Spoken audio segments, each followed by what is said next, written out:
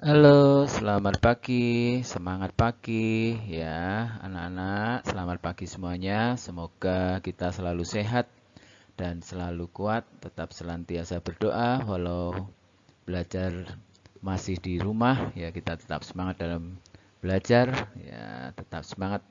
Semuanya harus semangat. Oke, ya, pelajaran hari ini kita akan belajar seni musik. Nah, di sini Pak Ferry akan memberikan materi belajar seni musik untuk kalian anak-anakku kelas 10 ya. Itu seni musik kelas 10 mengenai belajar teknik vokal ya. Mungkin di antara kalian juga sering menyanyi, ada juga seorang yang pintar menyanyi ataupun yang sudah mengikuti ajang menyanyi di pertandingan atau perlombaan vokal ya. Mungkin buat kalian juga sering mengikutinya ya. Oke, pelajaran hari ini, materi hari ini mengenai teknik vokal ya. Mungkin kalian juga harus mengenal cara memproduksi suara yang baik, yang bagus supaya kita saat menyanyi juga terdengar indah ya, indah. Wah, suaranya bagus ya, membuat orang yang mendengarkan semakin tertarik ya. Begitu. Oke, kita melanjutkan. Yang dalam teknik menyanyi, teknik vokal itu banyak hal-hal yang perlu diperhatikan ya dalam teknik vokal. Itu yang pertama mengenai pitch ya. Di saat menyanyi kita juga harus tahu nada. Nah, nada itu kalau tepat, nah, itu akan terdengar enak ya. Biasanya orang, wah, suaranya tidak fals. Nah, itu karena pitch-nya ya, pitch itu tepat nada pada saat menyanyi itu memang sudah tepat. Jadi selanjutnya mengenai intonasi ya, intonasi di sini itu ketepatan nada do, re, mi, fa, sol, la, si, do itu nada-nadanya juga harus tepat ya. Jangan sampai waktu membidik nada sol kok kurang naik. Nah, itu akan terdengar fals ya. Selanjutnya mengenai artikulasi. Ini artikulasi mengenai kata-kata, kejelasan kata-kata ya. Pada saat menyanyi, kejelasan kata-kata, syair itu harus diperhatikan ya.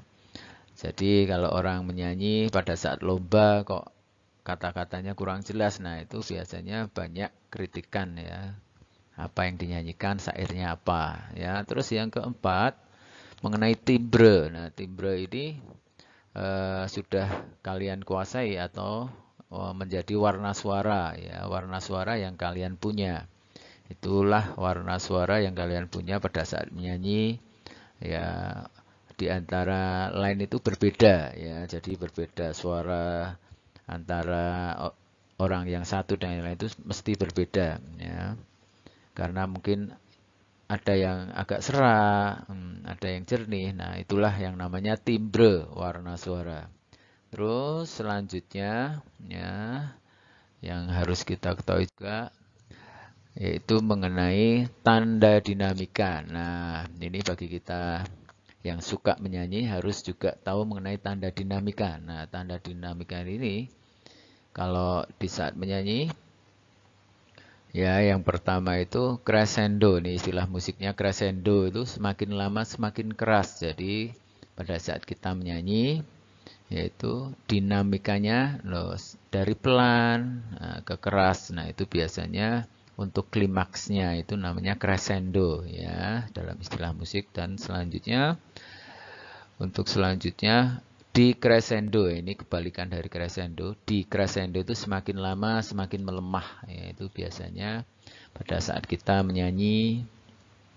Kalau di paduan suara itu sering kali dipergunakan pada waktu ending terakhir itu semakin melemah. Oh, itu berarti di crescendo. Terus fortissimo. Fortissimo itu sangat keras ya. Ini juga sering kita ketahui ya. Permainan dinamika pada saat menyanyi ya, ini juga sering juga pada paduan suara ya. Kapan kita harus menggunakan fortissimo. Terus yang selanjutnya forte. Forte itu keras ya, tidak seperti fortissimo yang sangat keras. Terus kita selanjutnya meso forte, ini sedang saja itu. tidak usah keras ya, itu bernyanyi dengan biasa ya, biasanya itu mezzo forte sedang.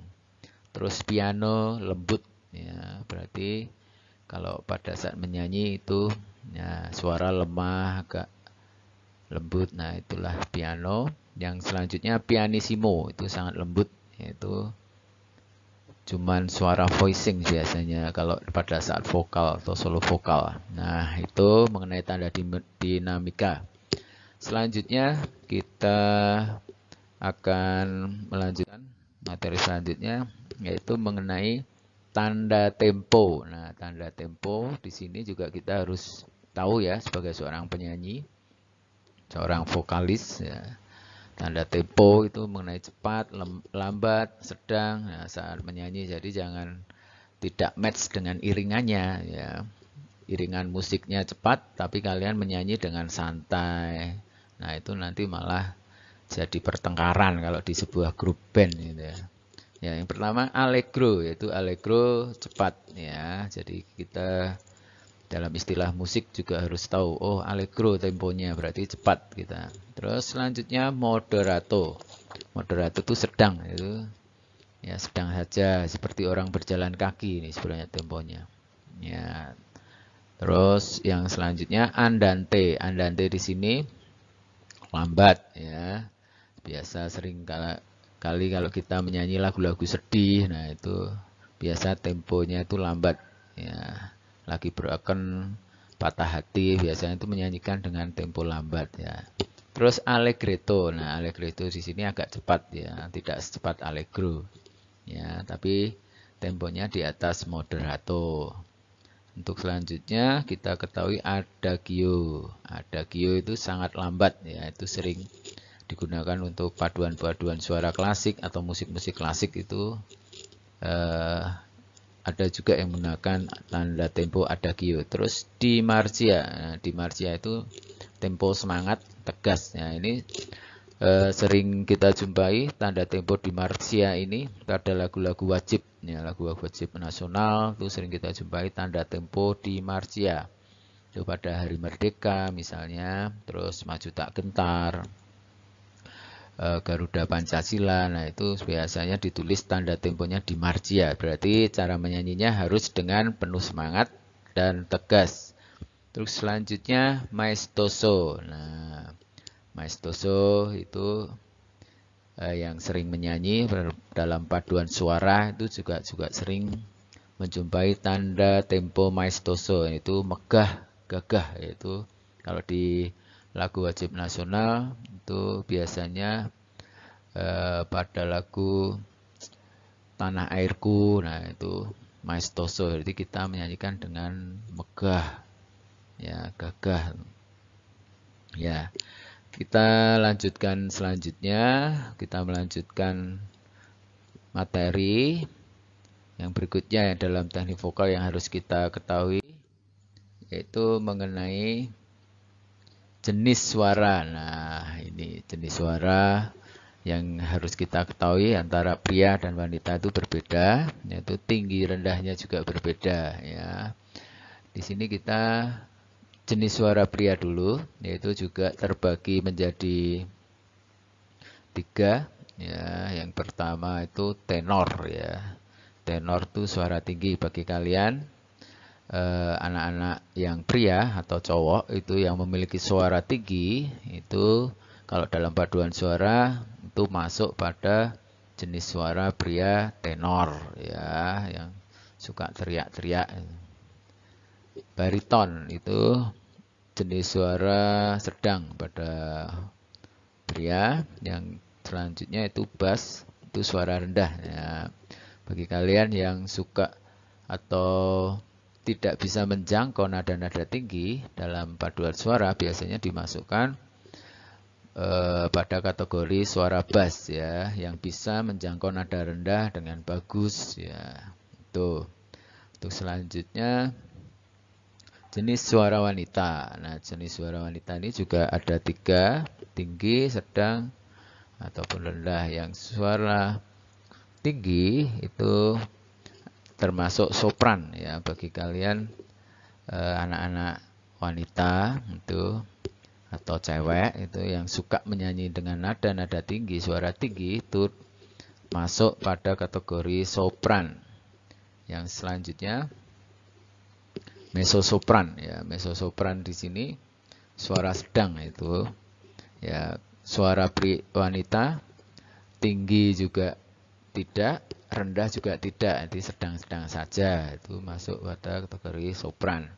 Terus selanjutnya yaitu alto, itu suara rendah. Jadi buat kalian yang mungkin dalam menyanyi itu nada tinggi nggak pernah sampai atau nggak pernah bisa menyanyikan dengan baik, itu kategorinya juga masuk di alto. Biasanya kalau di paduan suara itu ya masuk di alto, itu supaya masuk di suara rendah, bagian suara rendah. Nah, itu yang kalian harus ketahui ya, jenis-jenis suara baik pria maupun wanita ya, supaya kalian juga bisa membedakan nantinya pada saat menyanyi atau ikut paduan suara. Wah, suaraku dimasuk di mana ini?